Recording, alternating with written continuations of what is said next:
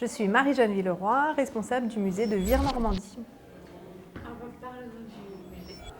C'est devenu un très beau musée. Il a bénéficié de 4 années de rénovation. Il s'installe dans un hôtel-dieu du XVIIIe siècle. Donc c'est à la fois un monument historique et un vrai musée moderne, actuel, qui prend le biais d'un récit. La transformation de la ville au rez-de-chaussée et un autre biais à l'étage, la nature. Mais la nature étudiée par les peintres, les botanistes, les manufacturiers, les hommes et les femmes du territoire qui ont transformé à la fois la nature et qui ont été transformés par la géographie. Parce qu'on m'a forcée. Dans mon équipe, il y a des super personnalités. Ce sont les médiateurs qui font vivre un musée autant que les conservateurs et les régisseurs de collection. Donc c'est normal qu'ils impulsent des idées d'ouverture. Et Muséomix, c'est une énorme occasion de s'ouvrir à d'autres regards, d'autres compétences. Ça met un sacré coup de réveil dans une équipe. Alors particulièrement en fin de saison où on est un peu fatigué de toute la programmation qu'on a établie toute l'année. Et donc là, on bénéficie d'une énergie extérieure qui est très organisée par Muséomix. À la fois dans le contenu et dans l'organisation, c'est vraiment un moment très particulier. Est-ce que tu peux juste refaire une phrase pour dire on a choisi d'accueillir Muséomix? Ouais. Nous avons choisi d'accueillir Muséomix parce que c'est une occasion formidable de booster l'équipe, le parcours, d'avoir de nouvelles idées, de nouveaux regards. Et après 4 années de rénovation, on pourrait dire qu'on a fait tout le tour de la question, et en fait pas du tout. Ça donne une nouvelle occasion de s'interroger. On a été pressés comme des citrons par le chantier, en baisse d'énergie, en baisse peut-être d'idées, et d'avoir ces muséomixeurs, c'est forcément intéressant. C'est intéressant de voir que parmi ces regards extérieurs ressort des collections ou même pas forcément des collections, c'est des thématiques assez fortes, effectivement, qui dépassent le musée, qui vont au-delà. Donc effectivement, Charles Léandre, c'est une collection à part dans le musée. Donc ça, c'est vrai que de lui donner une nouvelle énergie, c'est très intéressant parce que nous, on connaît cette collection depuis 1968, qu'elle est en grande partie entrée dans les collections. On rabâche un peu le sujet et donc ça nous met une nouvelle lumière, donc ça va être super. Parler du fleuve et de la reconstruction, j'avoue que ça dépasse complètement le musée. Le musée prend sa part de mise en lumière de ces 2 données importantes pour comprendre Vire aujourd'hui, hier et aujourd'hui, et que les muséomixeurs qui viennent de toute la France relèvent ces 2 thématiques, ça m'a étonnée et c'est une très bonne chose. Et la dernière thématique, c'est une thématique qui intéresse tous les musées. C'est comment on interagit avec les visiteurs.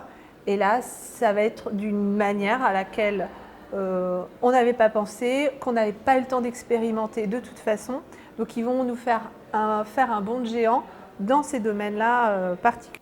Alors le musée au sprint qu'on a vécu ici dans le vieux musée, c'était vraiment la grande surprise parce que c'est quand même déjà original d'avoir une grosse communauté qui vient 3 jours. Alors, musée au sprint, c'est beaucoup plus court, donc elle est là la différence.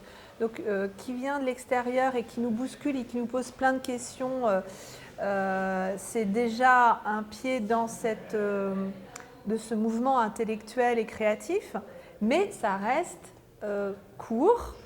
Quand on a 3 jours, là, on rentre vraiment dans les sujets et on a le temps de discuter, de se tromper, de reformuler un projet. Je pense que c'est ça la différence. Et puis, comme on est un tout petit peu plus préparé, on a fait plus de place et Muséum X a pu s'organiser de façon, je crois, bien, quoi. Voilà, j'ai démonté une expo temporaire, sachant qu'il fallait de la place et que donc on l'a bien programmé au bon moment dans l'année. Et puis dans l'équipe du musée, on a des personnes extrêmement importantes dans l'association Muséum X. Donc ça fait que la formation passe extrêmement bien. Oui, c'est vrai que c'est un musée, donc le musée de Vire Normandie est assez, il est devenu grand, mais au départ il était petit. Petit parce que l'équipe était minuscule et que nous n'avions pas les moyens en ressources humaines pour avoir une équipe grande, solide et qui reste. Donc j'ai vu, particulièrement moi, des personnalités rentrer dans l'équipe et en sortir au gré des contrats des uns et des autres et continuer leur carrière ailleurs. Et donc, l'air de rien, le musée de Vire Normandie, avec ce défaut d'avoir du mal à retenir ses collaborateurs, a créé un mini-réseau qui touche Muséum X. Donc, cette faiblesse de départ est devenue une force parce qu'il y a un attachement qui se fait. C'est vrai que c'est un musée qui n'est pas extrêmement prestigieux, mais qui est attachant.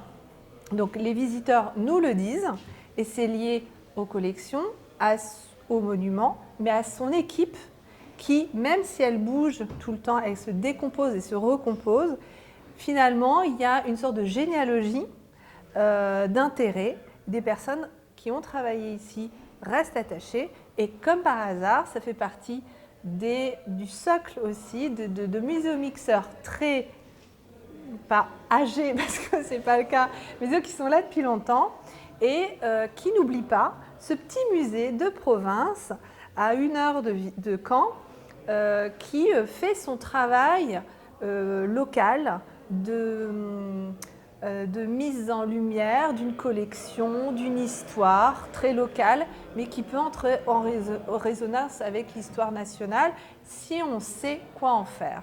Et donc, cette communauté de muséomixeurs touche l'histoire de ce musée-là, de son organigramme qui change ou pas. C'est rigolo parce que finalement, on se retrouve, on ne se sépare jamais vraiment, on se voit toujours plus ou moins de loin. Et cette année, c'est vraiment la fête.